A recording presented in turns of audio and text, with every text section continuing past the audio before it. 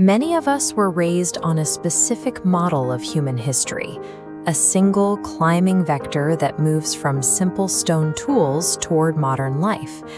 It's an idea that gets shattered when we look at the actual history of North America.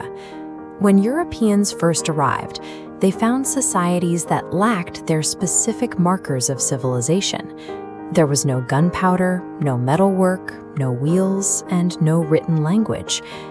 Viewing the absence of these technologies as a sign of a backwards people is a bias of our own time. It assumes the only way to advance as a species is to mirror the European experience. In reality, pre-Columbian North America was home to vast trade networks, intricate agricultural systems, and matrilineal family structures, where lineage and dwellings belonged to women. Human history is not a single track. When we measure a culture only by its technological overlap with Europe, we become blind to the diverse ways life actually works on this planet. Consider the native approach to land. For these tribes, the earth was a common resource to be managed and cultivated, not a piece of real estate to be owned. This approach to land allowed for massive populations. Between 2 and 10 million people lived within the current borders of the United States under this common resource system. But because these groups didn't use a written language, they couldn't leave behind a self-authored record of their laws, their beliefs, or their daily lives. Without their own written history, their legacy and historical identity were claimed and defined by the empires that conquered them. Spanish explorers arrived in the 16th century, scouring Florida and the Southwest in search for gold. While the term decimation describes a 10% loss, the microbes these explorers carried caused an 80% mortality rate.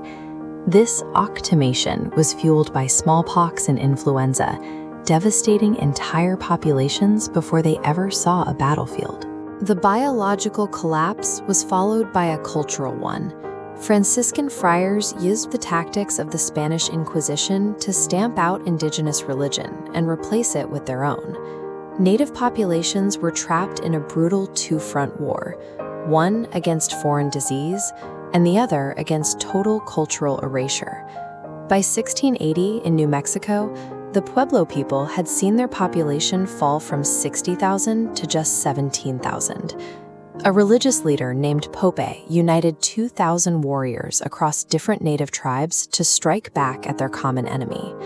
They killed 400 colonists and expelled the Spanish from Santa Fe, dismantling the mission churches that had been forced upon them. The Pueblos replaced these churches with kivas, their traditional places of worship, and successfully ended the forced labor system known as encomienda. Since the native groups didn't write and the Spanish were driven out, we have to look to a different source to find the specific, gruesome details of this conflict.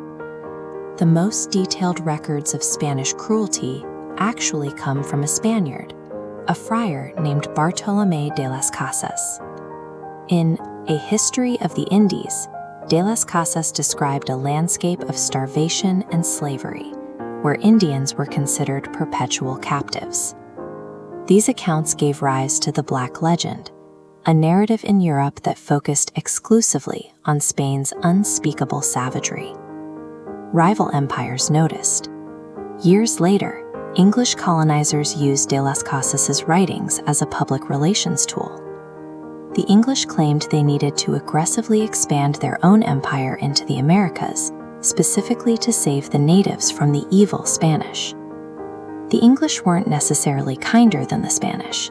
They just used the written record to frame their own expansion as righteous. The United States has a massive advantage in having written documentation of its earliest days, but every surviving document is written from a specific point of view, often to serve the person holding the pen. To understand history, you have to look past the text. You have to ask who wrote the words, why they were written, and whose voices were deliberately silenced.